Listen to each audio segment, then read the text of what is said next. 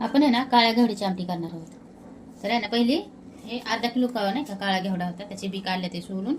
तर आपण हे शिजवून घेऊयात पहिले, कुकरमध्ये टाकून शिजवून घेऊयात. थोडंसं पाणी टाकून घेतलंय आणि थोडीशी हळद टाकून घेऊयात आपण ह्याच्यात, आणि थोडंसं मीठ टाकून घेऊयात आपण चवीपुरतं.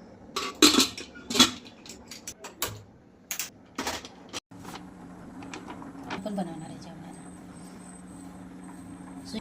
आज आहे ना आपण गुलाबजाम पण बनवतो. थोडं थोडं पाणी करून मळून घ्यायचं.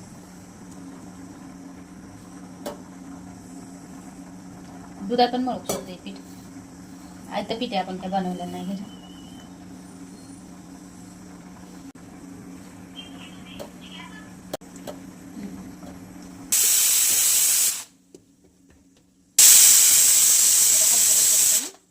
मळून घ्यायचं मस्त पीठ. लय पातळ बी नाही करायचं, लय घट्ट पण नाही ठेवायचं.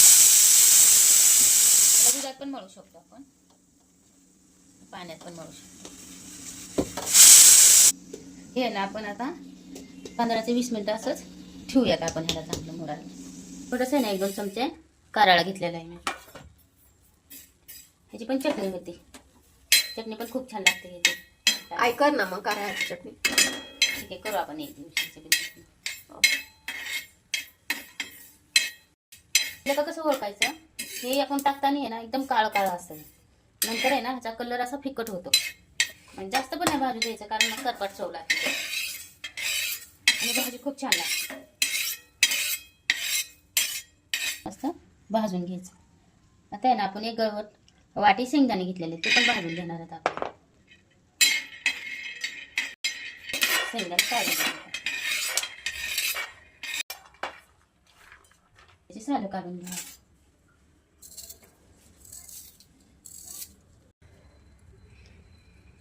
मीडियम आकाराची घेतलेली 6 बटाटे कापून घेऊया त्याला.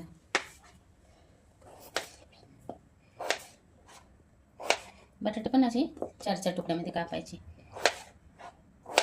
कारण बटाटे छोटी आहेत ना, त्याच्यामुळे असे 4च तुकडे करायचे. ह्याचे एका बटाट्याचे 8 तुकडे करायचे.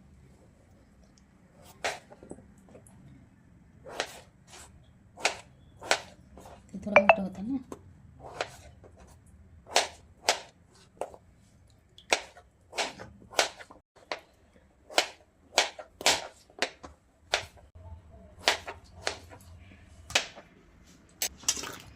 परत एकदा घेऊयात आपण.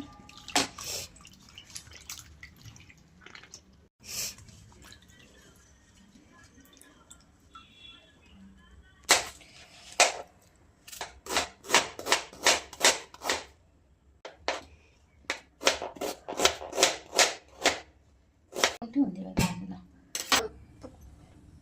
2-3 पळ्या ना तेल टाकून घेतलं आपण कढईत.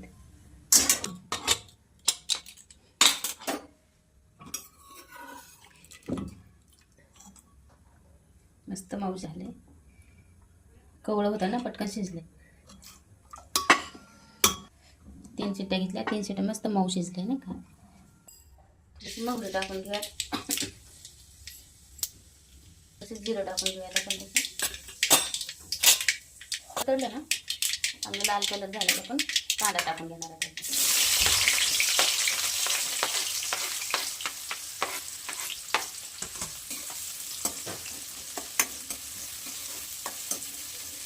आपण शेंगदाणे आणि कारळ वाटून घेऊया. पहिलं कारळ वाटून घ्यायचं बारीक, शेंगदाण्यात नाही बारीक करायचं, कारण शेंगदाण्याबरोबर बारीक होत नाही व्यवस्थित.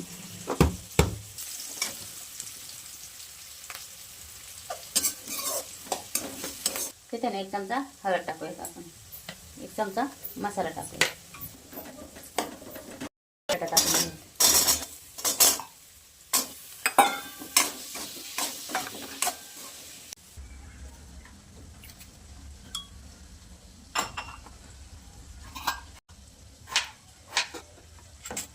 बटाटा टोमॅटो पण ताजा टाकून घेऊया आपण.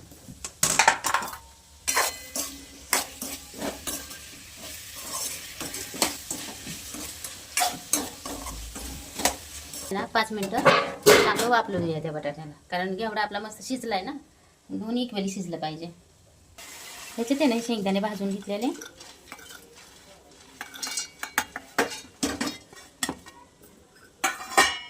4-5 कुड्या लसणाच्या आणि थोडीशी कोथिंबीर. हे ना असं बारीक करून घ्यायचं. ही शेंगदाणे कारळ हे असं आहे ना मस्त बारीक करून घ्यायचं. हे ना आपण आता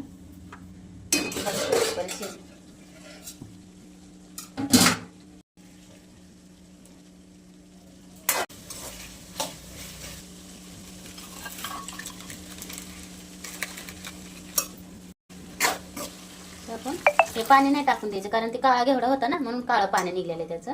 आपण ते टाकून नाही द्यायचं, ते भाजीतच टाकून द्यायचं.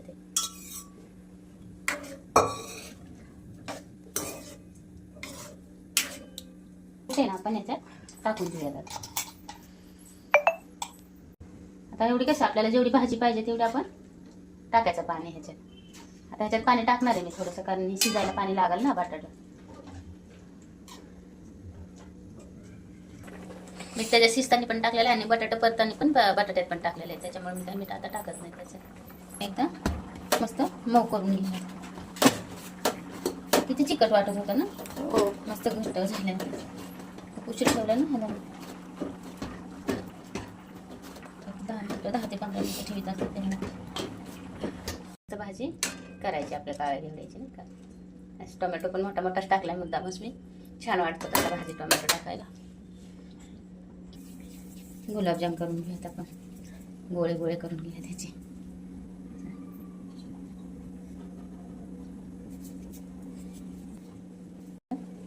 करून घ्यायचं सगळे करून घेते आता मी. असंच तो पाकिट होतं ना आपलं ते गुलाबजामचं, तर आपण साखर आहे ना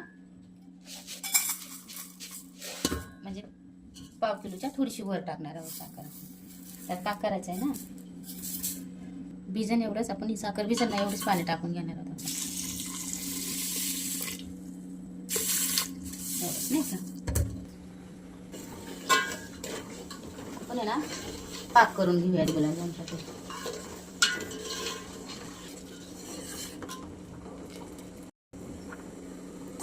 तयार आहे गुलाबजामचा.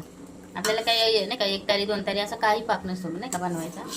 थोडासा असा घट्टसर झाला ना की पाक नाही का झाला म्हणून समजायचं. गुलाबजामच्या पाकाला जास्त लाडूसारखा असा घट्ट पाक नसतो बनवायचा. तयार आहे गुलाबजामचा पाक.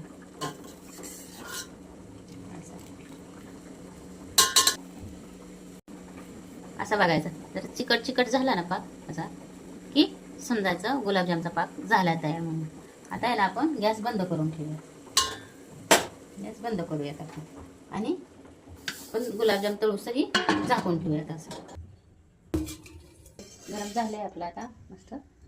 असं सोडून घेऊयात आपण.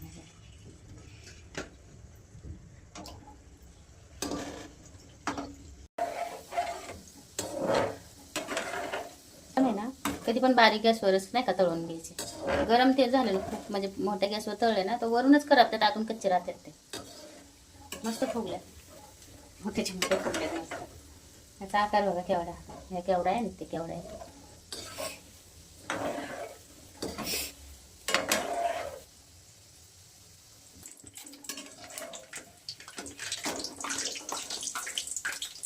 त्याच्यात टाकून घेऊयात पाकात.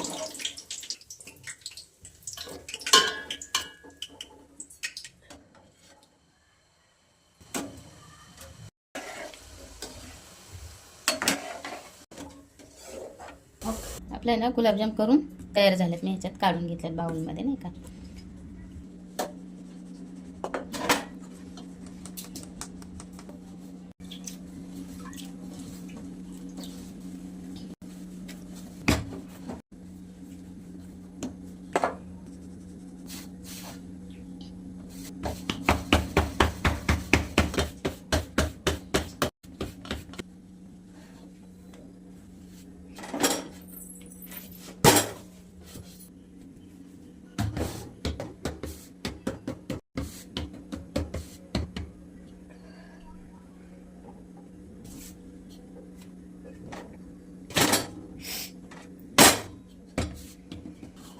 आपलं संध्याकाळचं जेवण तयार आहे.